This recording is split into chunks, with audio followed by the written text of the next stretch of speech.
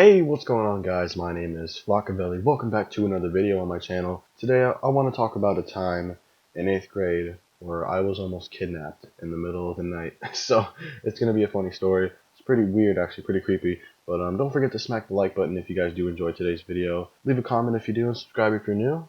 And yeah, so let's get into it. So it was a Saturday night and maybe a Friday night actually now that I think about it. But anyways, it was like 11 o'clock at night and I was hanging out at my friend's house. We'll just name him Bob for now. And so yeah, we were at Bob's house and we were pretty much just like listening to music, playing some video games, and pretty much just chilling. There was also a third person there and his name was Izzy. I didn't forget. I just thought I'd said it before, but I just realized that now. So yeah, me, Bob, and Izzy, we were getting pretty bored. And it was 11 o'clock at night, like I said. We didn't really know what to do. There wasn't really much we could do. But we decided to be, like savage rebels. And we decided to go out and do some ding-dong ditching. Because, what else are you supposed to do on a Friday or Saturday night when you got nothing to do with your friends? So we set off and, we got a couple good houses here and there. We would ding-dong ditch a house and we'd run off. We'd either like lay in the grass if there was like a nearby neighbor. And we pretty much just watched and see if there were any like good reactions or anything. And if you've ever like ding-dong ditched, you know that like adrenaline rush that you get like the more and more houses that you like ding dong ditch. Like at first you're like, oh no, you guys go first and then I'll go after you. And then when it finally gets to your turn, your heart just starts to freaking like build and it starts pumping and it gets really adrenaline rushed. Yeah, that would happen to me just from like watching people do it. Not me doing it, just watching people do it would make me like cringe and make my blood just pump so fast. Anyway, so we've been ding dong ditching for about like 10 minutes now.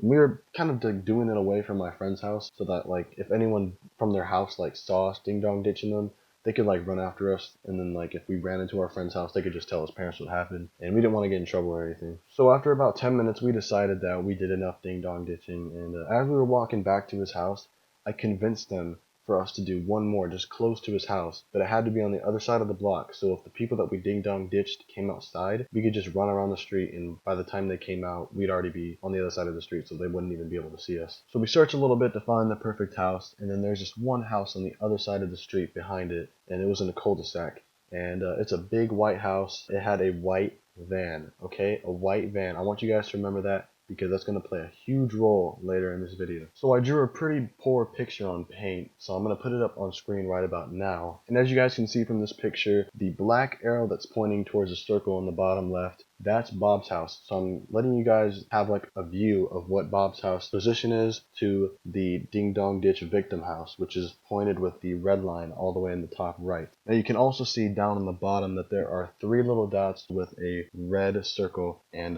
this is me, Izzy, and Bob. So this is our position to the ding dong ditch's victim house. So I just wanted you guys to see where we're at whenever we first spotted the house. So I'm going to put another image on screen right now, and this is when we're actually beginning to walk up to the house. So as you can see, only me and Izzy walk up to the house, and Bob stayed behind because he really didn't want to get involved, which I understand. We're about to do a pretty bold thing right here. So me and Izzy, we're about to knock on this door, and this is supposed to be our final destination. So this is our final house. He wants to go out big, he wants to make this the best one that we've done all night. So Izzy, this kid, he tells me he wants to kick the door. There was no screen or anything. This was a wooden door.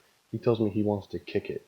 I tell him he's crazy, and I insanely disagree with him. I tell him that this could really damage their house, and we're already disturbing them at 11 o'clock at night, and I told us it would just get us into serious trouble, but he doesn't listen because he's Izzy. So little old me, I decide, hey, let me just pull out my phone. I'll start recording. Dude, I will record the entire thing. Oh my god, I'm so smart. I'll upload it to YouTube. I'll put it on Instagram. Oh my god, I'm so smart. So I start recording, and then everything gets quiet. Everything gets very, very quiet. It's so quiet, you can hear the crickets like a couple streets away. And then all of a sudden...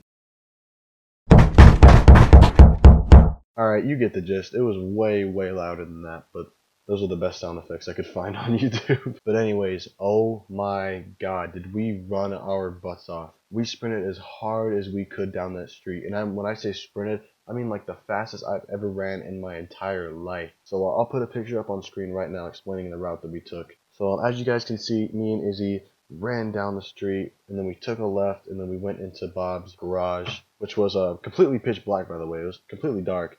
But it was the best place to hide since no one could see us. So we sit in there for about a minute or two, hoping that if anyone walks by, they won't see us. Oh, and you can also see that down in the bottom, Bob is circled with a question mark, because at the time, whenever we ran into the garage, I had no idea where he was. He didn't run into his house, at least that's what I thought, I thought he was just sitting in a bush on that street waiting to see if anyone was coming out so he could tell us. So I have him circled because I had no idea where he was, and I still have no idea where he was at this point in time. So after a while, we leave the garage, and as you can see by the new picture I just put up, me and Izzy decided to walk around Bob's house onto that street because we thought that he was in a bush on that street just hiding. So we wanted to go get him and ask him what happened and like what he saw and everything. And boom, that decision right there is how all of this terror begins. This is just the beginning of a bad night. So, we're walking down the street and we're about halfway from Bob's house to the Ding Dong Ditch house.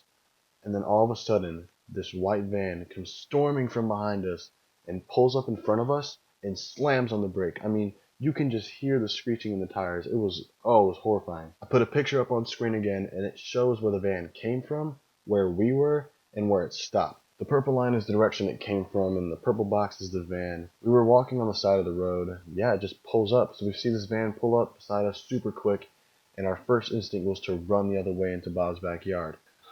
But get this. The van starts speeding up backwards.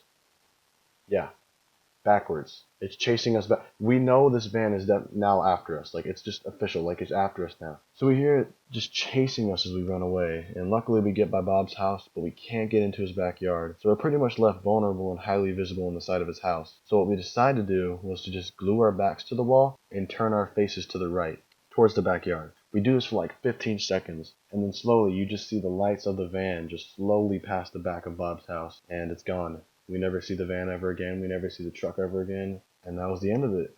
We were so relieved. We thought that was it for us.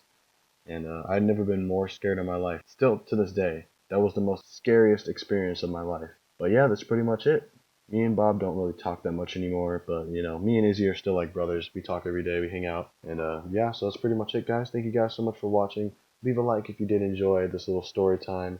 And let me know if I should keep doing this story time series. So again, thanks for watching. Leave a like if you did enjoy. Comment your thoughts on this video and if I should keep on doing this. Make it like a series or something. Don't forget to subscribe if you're new.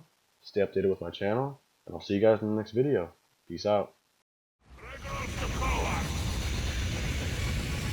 Now the Ascaris has burrowed deep enough to give me influence. Shall we see how your shields work?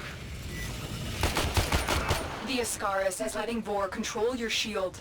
We must figure out how to remove it. Avoid taking damage while I try and block him.